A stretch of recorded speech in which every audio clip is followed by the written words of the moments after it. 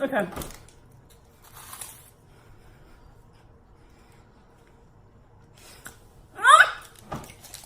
What is this? We're dating, if you don't know. If you don't know. Oh my god. That's just like a chip in a roll form. This ain't like no sour cream and onion or anything, is it? Okay. Tell me what that is. What is this?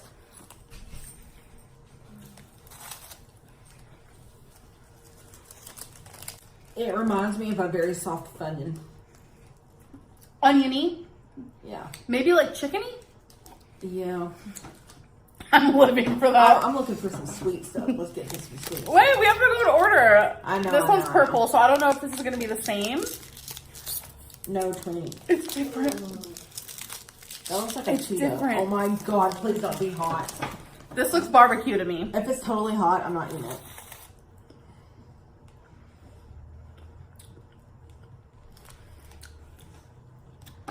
What is that? Oh my god, are these low calorie? I'm gonna start eating these every day. That's good. Is that hot? That's like barbecue style. Oh my gosh. These are low calories from what I've heard. Okay. Because I've I seen like these this before. one, I like the other one. You like it? Mm-hmm.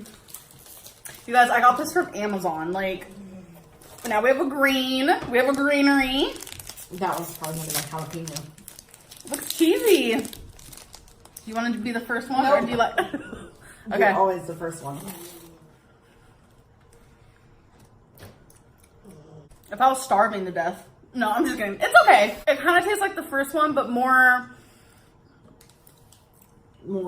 something. I don't know what it is. That little tiny bite I took. It's a little more cheesy, I feel like. Okay. Yeah. Now we have a yellow. There's other stuff in here. It's not just this. This one has a hamburger on it, and it kind of smells a little like A hamburger. I think. Oh. Ooh. Why do you take such a bite? I have to nibble. Because I'm fat. Shush. This is straight up steak. Hubert? Feels like Hubert. She's like investigating it. I knew you were going to. I need water. She's going to get water, y'all. So this is how the box looks. There's still quite a few things to get our paws into. I'm a little nervous. So this is the last one of these that I can tell, and this one's white. That's also scary because it could be like mayo, sour cream, cream cheese. Whatever is in this stuff, my cats are like Into it. going crazy over it, which is very rare. So, oh, this is like cheddar. That's a freaking Cheeto puff. It's my favorite. That's a freaking Cheeto puff right there. Cheetos better. Fried chicken. Fried chicken, y'all. On the back it says Texas corn. It doesn't smell like fried chicken. Okay, you take a I don't know pebble. what that smells like. Take a pebble. I'll take a pebble. They like very puffy, soft things in Japan, don't they? Ready?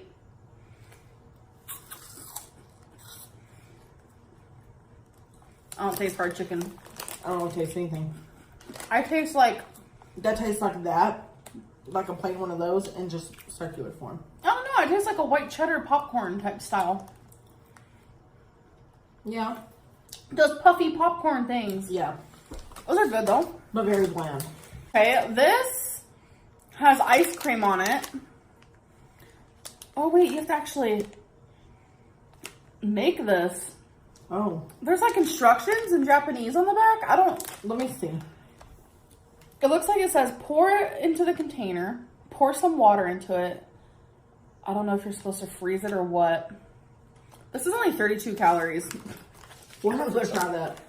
We'll have to like do a separate video for it. Or like a vlog. Yeah, let me see. Okay, so this feels like there's a sucker and some type of like powder. Here we go. I saw the powder That's what like it literally looks come up out like. of there. So there's that with powder. Do you want to go first or do you want me to go first? Doesn't matter. Okay. People are gonna be like, oh, or I can do one side so people don't get creeped out.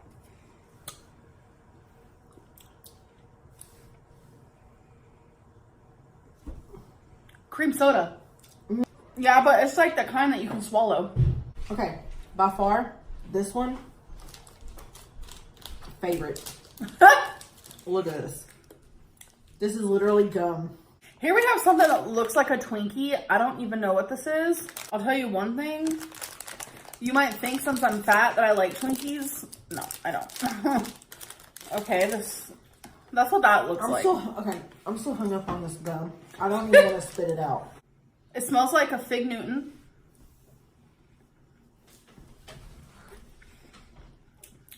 Mmm. Soft, creamy. I'm not sure what that is. Oh my god, that's good. Mm-hmm. Do you like it? Mm-hmm. Say if you went to the store and you went to that snack cake section. Yeah. The banana one. You think it tastes like banana? Like a banana cream. Very low-key banana then. Mm.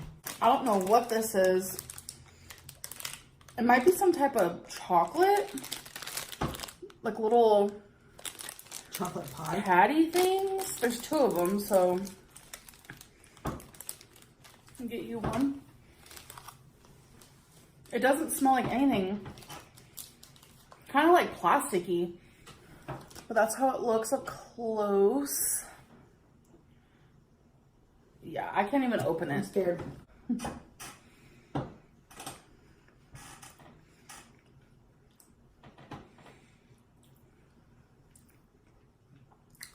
It's almost like it wants to be chocolate, but it's not. Yeah, I'm not into it. Add this packet, I'm pretty sure, add some water, and bam. You have a drink. But we're just gonna... One. Yeah, put that other one. That says beer. Is that beer? It's beer flavored drink. Ew, that's gross then. This literally is probably just straight up beer. Yeah, look you guys, it literally says beer. Right there. Like a beer flavored drink. Ew. So next thing, it looks like a phone. Look, babe. Oh, that's cute. And behind each one is like a little candy. There's like a toothpick with it. What? Oh, is that supposed to be the stylus? Oh my god, we're eating apps, babe. Me too. What did you just do? You dropped one. So with our stylus, we're gonna eat an app. There's pink, yellow, and green. I'm gonna try a pink one. I love chewy candy. It's sweet. Yellow. Which is very, very, it's like a hint of sweetness. Like there's no like flavor. The yellow one I think has more flavor if you want to try that one. Y'all, there is so much stuff still. I don't know about all this. This is just a lot. Ooh, here's something fluffy. It has Hello Kitty on it. You wanna try this one? Mm-hmm. Yeah, I don't think we're gonna be trying all these. We should have went through and like chose which ones, you know? We should do a part 2. Oh my god, it's so fluffy.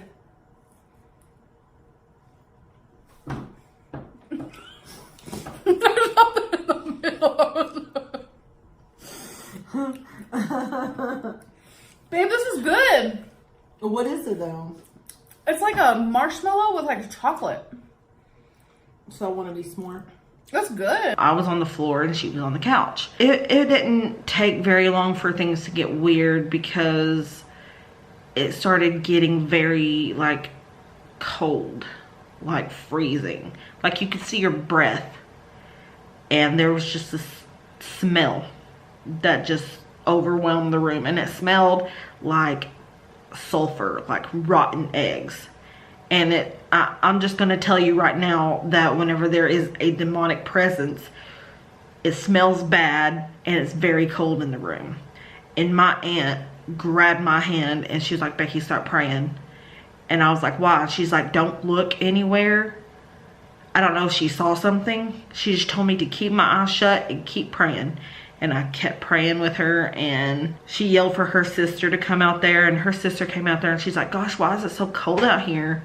And she's like, here, let me turn the heat on. And she turned the heat all the way up to 80, and it was still cold in there. And I would put my hand over the vent, and I could feel the heat coming out, but it wasn't doing any good.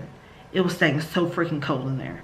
And it's like, me and my aunt just prayed and prayed and prayed and prayed until we fell asleep. And the next morning we woke up and everything was fine. And the boyfriend had left. He had went to work or something. I've not stayed there since. I don't think my aunt has either. But there's that story. I'm going to go ahead with the next story. This is more recent. And it's actually probably one of the most terrifying things that ever happened to me. And it happened with me and Ricky. Whenever I first moved back to my home state, I moved in with Eric and Ricky, you know, because they're my best friends. Me and Eric and Ricky had made this plan, you know, Saturday to go to, I think we were getting ready to go to Tennessee. You know, I was ready. I was sitting on the couch ready to go. And the way the house is set up, it's like, here I'm sitting, the wall behind me, and then next to me is a doorway. And in that doorway, you can see into the dining room. And Eric and Ricky's bedroom had a door that way, and then they also had another door that came into the living room where I was sitting. And if you went to the left, whenever you entered this door and went back that way, there was a bathroom, and that's where Ricky was, and he was getting ready. And out of the corner of my eye, while I'm sitting there playing on my phone, I see a shadow move, like from Eric and Ricky's room this way. And I'm like, okay, good, Eric's up. Then Ricky starts talking.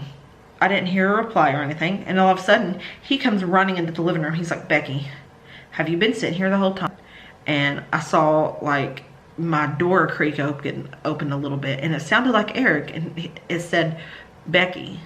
And I said, what? And the door shut. And I'm just like, okay, I don't know. Maybe he'll tell me tomorrow. Maybe it just wasn't that important. The next day, I asked Eric, I'm like, what was it you needed last time when you came to my door? He was like, I didn't come to your door. And I'm like, yes, you did. You came to my door and you said my name. And he was like, no, I didn't. And we sat there and argued for a minute. I don't know what it was. It was scary. It definitely was scary. Only other thing that I really experienced in that house was with a ghost app. And I know that those are fake for the most part, yeah. But that thing was kind of scary when it came to accuracy. Like, it told me what time of day it was. It told me I had a dog with me. It told me what color shirt I had on. It told me my name.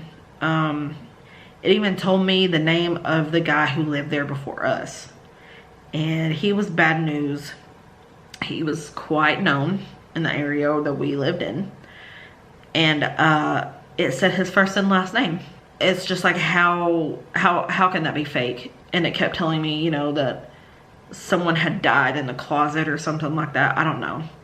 But that house had a lot of like bad history with it too. Like, it apparently caught on fire before, because Ricky had tore into the wall and saw like still burnt wall. Like, there was a burnt wall behind a plastic wall. And it was just weird. I don't know. I didn't like that house very much. The experience in this house that we live now, there's not many. I guess I couldn't necessarily say, oh, this house is haunted. But there have been things that have happened that's really weird. Whenever I would get off work really late at night, I would go down to the basement and hang out with Eric and Ricky. We played video games and stuff down there. And we were just down there hanging out, and all the dogs were down there with us. This is before Amberlynn moved in, before her animals were here. It sounded like someone or something was up here walking around, like footsteps, heavy footsteps. And Eric and Ricky were like, looked at each other and then looked at me, and they're like, what was that? And this had happened on more than one occasion.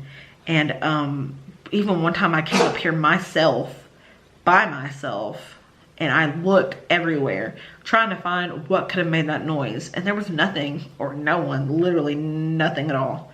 I have no explanation for what that is. There has been times that I have heard talking and no one was talking.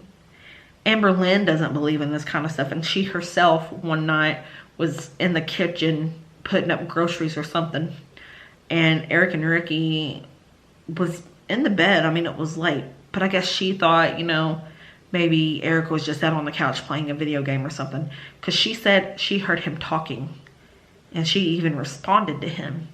And when he didn't respond back, she came in here and that floated from the dining room into the kitchen towards me. I know it wasn't a dust particle or anything. It was fast, and it was quite large, and it was just like, it like came toward me, and I even like backed up and it disappeared. So I pretty much hightailed it to the bedroom. That's all that we really experienced here. Eric and Ricky haven't really experienced anything here, except for one day, I think their door opened by itself. Like it was completely shut and latched shut, and it just opened by itself. I have 2 more stories for this video. I'm gonna go ahead and save the one that scared me the most for the last. Well, I mean, you know, the one with Ricky scared me pretty bad too. My sister was sitting in the bathroom, and she actually has a video for this. She was sitting in the bathroom, and she said she was all by herself, and all of a sudden there were like 2 or 3 knocks on the bathroom door. And she thought, oh, our aunt, like all of our family like sort of live around each other. And she thought it was my aunt. And so she told her, you know, Pam, is that you? What do you need? They didn't, you know, she didn't get an answer. And she said there was like pushing on the door. She could see like the door pushing inward. She wasn't getting any response from anything, and she actually has this on video. Once she was done, she checked the entire house and nobody was home, but she has the video. And my brother-in-law and my nephew have experienced a phenomenon whenever it came to lights. In my family, they don't believe in like ghosts and stuff like that, hauntings. They pretty much believe in like you know, demons and angels, you know, God, the devil. They're pretty Christian. So this had them completely like stumped completely, like what is going on. My brother-in-law woke up in the middle of the night to go to the bathroom, and he saw the living room light come on, and he went and turned it off, went to the bathroom, went to the bedroom. My nephew got up a few hours later, and he had to go to the bathroom. The living room light was on. So he went and turned it off. And he said whenever he went to the bathroom and then came back out, the light was back on. So he went over there and turned it off, and he turned around and he was getting ready to go back into his room, and the light flicked back on. And then my brother-in-law came out of the bathroom to the bedroom to start getting ready for work, because it was kind of like, you know, I don't know, 5 o'clock in the morning. And he asked my nephew, he was like, why is the light on? And my nephew was like, it keeps coming on. And my brother-in-law was like, that's weird, because whenever I came out here earlier to go to the bathroom, the light was on. So something kept turning the light on, and they have no idea what it was. And last but not least, for this video, I'm going to talk about something that happened at my aunt's house.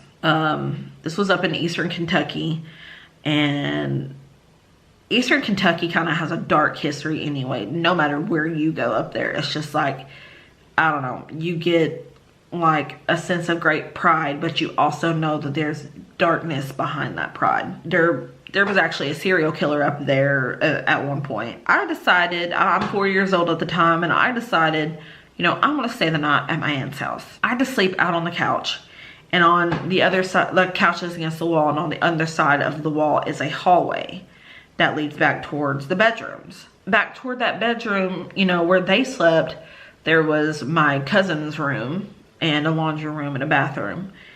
And they had no animals at this time, you know, because eventually they did get a dog. But there was nothing. That my aunt came from her bedroom up through the hallway, you know, was like, what's wrong with you? Why are you crying? And I was just like, I want my mommy. And so she had to call my mom, who was over at my grandparents' house, which was about, I don't know, 25 minutes away at that time. And my papa and my mom had to come get me in the middle of the night, and I just remember how mad my papa was at me. He was just like, I ought to skin your hide. I definitely remember how mad my papa was at me, but I didn't want to tell them why I was scared. I actually, to this day, haven't told them why I was so scared that night, because it was just frightening, and I stayed scared of the dark for most of my childhood because of that. After all that happened and I was a little bit older, I'd heard a story that happened to my aunt in that house. She said that one night she was asleep. My uncle, I don't know if my uncle was there or not, but she was asleep and something woke her up. Something just told her to wake up right now. And she woke up and she said that she could hear like growling, like what I heard out in the hallway. And she said she could hear it like plucking at the carpet, like it had nails, like it was crawling like toward her bedroom. And she said it was really cold and there was a bad smell, and she knew what to do. She grabbed her Bible and she started praying, like praying as hard as she's ever prayed. And she said the feeling left, the growling stopped, so did the clawing. But she said the dogs outside started throwing a fit in that moment. She was afraid to go out there. And the next day, whenever they went out there, the dog had been killed. There was nothing like wrong with it. Like there was no signs of attack. It's almost just like really dehydrated for some reason. So I got a spicy California roll. Oh my god, I love ginger. I'm so excited. And a shrimp avocado roll. So we are back home at Pillow Mountain. Oh my god, you guys. I don't think I've ever seen a dog so excited. She's still excited. She's like, oh my god, it was the sweetest thing I've ever seen. And then Trixie and Chubbs were so excited too. Like, I love that feeling of like knowing that you're like super missed. But yeah, it's kind of like bittersweet to be home, to be honest. Like, the best part about being home is the fact that I get to see my fur babies. But now I'm just back to like monotony. Is that the right word? Such a like blah life. I don't know. It's like that feeling. I'm sure you guys have been on like a vacation or just went somewhere and did like a staycation type thing, and you come home and you're just like, now what? Becky took off her really cute Nikes and then plopped those down. I'm not getting my Nikes wet. What are those? They're memory foam. I've never seen those before. Yeah, I got these at like Dollar General for like, I don't know, $3. So, taking my stuff. No. Yeah, she's anxious. We're about to go try to get, well, I'm going to try to get in the pool. We'll see. I'm going to spray my handy dandy sunscreen on. Do we just like spray this on our face? Spray it on your arms and stuff. Put some on your hands and put it on Wait, can you cover my eyes? I'm scared. It won't get on your forehead. Okay, but do like 2 fingers. Oh, well. Okay, ready? Why am I That's why I spray it on my hands and just... Nah. Wait, it's not working. Okay, that's too much. Oh my god. Uh-oh. Uh-oh. She does it the right way, huh? Oh, because that's my only, like, issue. How am I going to get out? How do you get out? Ew, there's a bug.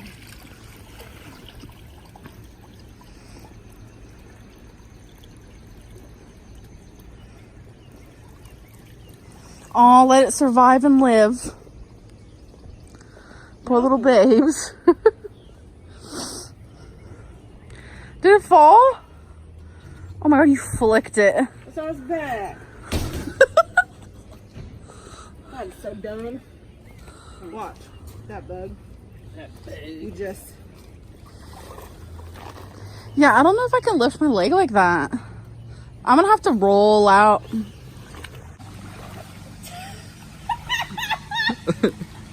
The tiki's aren't lit, but The who? The tiki torches. Oh, yeah. The who? We're swimming. This is how you swim in Kentucky. In a pool? We saw for a whirlpool. We were doing whirlpool. Why'd you guys I stop? got in, y'all. You should have seen how I got in. It was so funny. Why'd you stop? I fell. Yeah, that was pretty funny. It made me think of Todrick's new song, Shablam. Not Shablam, but Nell's Hairs, Hips, Hills, where you go, Shablam for me. Right. It was hilarious. So anyways. Becky in the background, creeping. But yeah, we're trying the whirlpool. Well, if someone doesn't move, you're not going to be able to whirlpool. Yeah. I'm trying. Okay, you guys, so I just got out of the pool. I'm pretty sure that sunscreen worked. I will say though, I also feel like I'm not used to like chlorine because there's chlorine in our pool. So my face burns a little. But you guys, getting in and out of the pool was a funny situation, but I did it. And I feel like I got exercise in there because I would go around in a circle and like I'd actually like move parts of my body, like going back and forth and stuff. But majority of the time I just kind of chilled. Pinky stores. She also went in there with Mama, didn't you? Didn't you? She was in there with me. So earlier when we were on the way, Eric, oh my God, why are you? Earlier when we were on our way, when me and Becky were on our way home from our little vacay, Eric was at the soap shop and I was like, okay, you got to get me some. So I had him get me this coconut lime and look how cool that looks. It almost looks like a crystal. Okay. He also got me strawberry mojito. And if you guys want to know a little bit, you know, a little tidbit about me, one of my most favorite smells is eucalyptus. So he got me eucalyptus spearmint, which this is my favorite of the 3. So if you guys know what Vicks Vapor Rub is, that is like my most favorite smell in the whole world. So me, Becky, Eric, and Ricky, we just got done playing Mario Party. It was really fun. And now Becky and I are just chilling. Because Eric and Ricky went somewhere. Oh my God, look at this like curly cute. I can't. That's actually really cute. Hey guys, so it is the next day. I forgot to end the vlog last night. Sorry about that. So yeah, I'm not very happy to be back at home sleeping in this bed. I've been so used to this bed for so long that sleeping in the hotel bed made me realize how horrible this bed is. Like, I wake up with my tailbone hurting, like, I want to say about 8 times every single night. That's been something that started recently, actually. And it was nice to kind of not have towards them, but it would just run all over me like, oh, you're gay, don't get near me, you're weirding me out. And I grew up with crushes on females, and I didn't actually absorb it as a crush on a female. You know, it was as far back as like my kindergarten teacher, a friend that I made in kindergarten, and one of my friends in 3rd grade. And you know, up until 4th grade, I was in public school. And whenever I went into private Christian school, I tried even harder to date boys and stuff. I mean, that didn't really happen because, you know, I wasn't the type that the boys at my school wanted. But I strived for boys' attention. Like, I had a bunch of guys who were friends, and I just felt, you know, like I belonged. I did have a crush on this boy named Sean. It's ironic because that's the name of my nephew that passed away. But I had that crush on him. Granted, you know, he had feminine features and, you know, blonde hair and blue eyes, and, you know, that's just what I was attracted to, I guess. I never actually told him, but I'm really glad I didn't because, you know, in reality, I was constantly thinking about girls. And at the age of 7, actually probably almost 8, I watched Titanic for the first time and saw Kate Winslet. And everyone knows you know, she's my favorite actress. I guess I could consider her my first celebrity crush, actually. I know I did have a crush on Nick Carter. Yeah, it was Nick Carter. And all the Hanson brothers. Junior year, I was being threatened to be put back into sophomore year if my grades dipped too much. But I kept my grades up and I was able to stay in my junior year. Going there, the only friends I'd actually had was my cousin and her boyfriend, who was a quarterback on the football. He was the quarterback on the football team. And I was really quiet and shy and I didn't really have any friends, you know. So I would just go to my first period and talk to the English teacher, which was Mr. Cook, and he was really cool, and he was maybe, I don't know, 6-7 years older than, you know, I was, and he was just a cool guy. And finally, about October in gym class, I had to take gym course because I was supposed to do that like freshman and sophomore year. And so I got shoved in with a bunch of the sophomores and freshmen. And I was eating lunch alone by myself one day. Then out of nowhere, 2 girls sit down in front of me and they introduce themselves. And it's, you know, Brooke and Samantha. I didn't expect to make, you know, really good friends with them. It just, once we started going back to class, they would always tell me, you know, hey, come over here and sit with us. Come sit on the bleachers with us. So that it started to become an everyday thing. And, you know, that's how I met Eric, was through Brooke. And then every morning, you know, we would all meet up in the library before the bell would ring and we'd have to go to our classes, stuff like that. I ended up failing science in the first, like, few months. And I had to go to fall academy, which means, you know, I didn't get any of my fall break. It's just you had to go to school with all the other failing students and learn your subject that you've been failing. And that's how I met Chad. And me and Chad moved really quick, but, you know, that was mainly him. He was, he was a great guy, but it's like, you know, he seemed like he really, you know, was interested in me, and nobody up until that point had really been interested in me. I was kind of just like, you know, the background, quiet, no one notices me type of person. And I started dating Chad. Well, during that period, Brooke was like, you know, oh yeah, I'm bisexual, and I got weirded out. I was just like, oh, okay, that's cool. Let me just scoot over here a little bit. I mean, I felt weirded out by it. I didn't know why, except for the fact that I had been raised to believe that that was wrong and to stay away from it. But I didn't stay away. Our friendship grew stronger. She was like a best friend. And then I started realizing that there was something more, because I would get way too excited when I would see her, and, you know, we just vibed really good together. We had a lot in common, you know. It was December, actually the day that I wasn't comfortable with and that I would actually cry after about. You know, some people could be like, oh, well, you know, wasn't that him sort of taking advantage of you? I mean, no, it wasn't. You know, all he knew was that, you know, we were both agreeing to do it. But what he didn't know is after we would do it later on, after he was gone, I would feel really gross and disgusting, and I'd cry about it, and I'm just like, this isn't right, this isn't me. And on New Year's Eve of, no, it wasn't New Year's Eve, it was actually January 1st, 2008. I called him on the phone, and I know it was a really crappy way to end our relationship, but I told him over the phone, I'm like, you know, I'm gay, and it's not you, it's just I don't want to be with a man.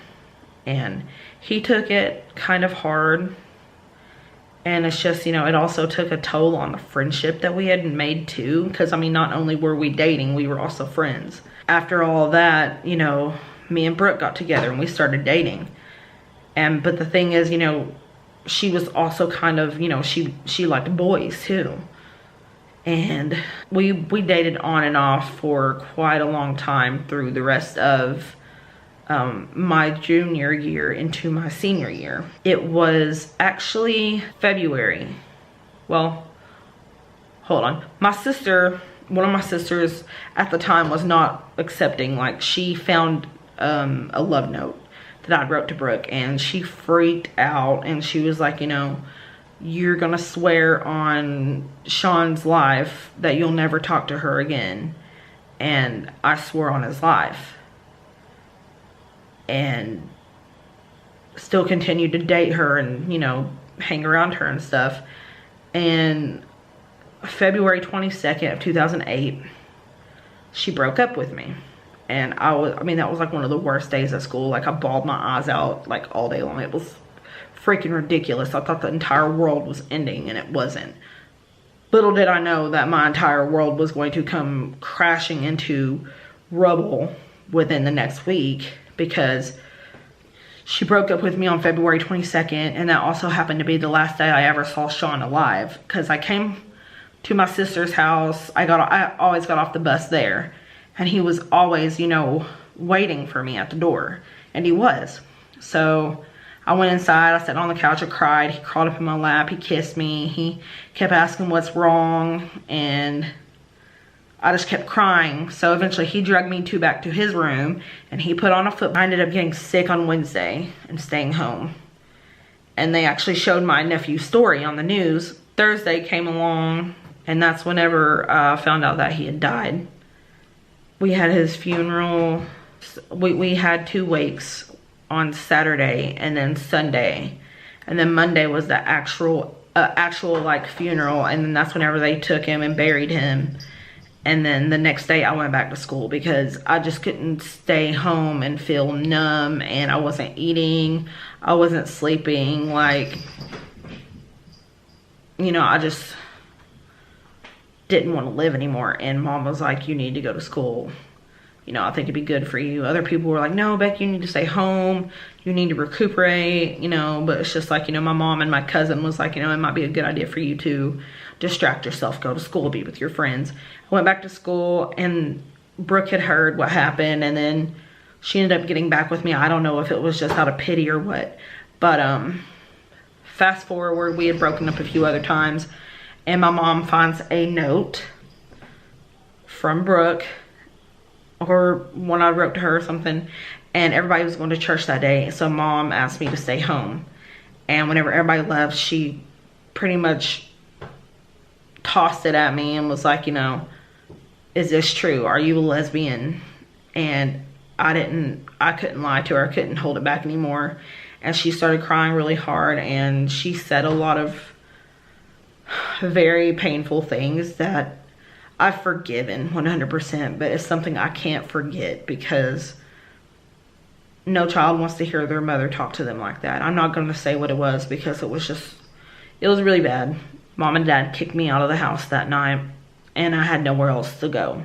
So my plan, while I was in my room trying to gather some things of mine together, my plan was to like try to sleep in storm drains and ditches, and like bathe in the lake, and then walk to school every day, because I, you know, didn't know what else I was gonna do. And like go to gas stations and like dig through the dumpsters and stuff. Like, I had an entire plan of what I was gonna try to do. But before that even happened, my sister, you know, last second was like, come stay with me. And so I lived with her the rest of my senior year, which was 2009. And it took a few months for Mom and Dad to come around. They finally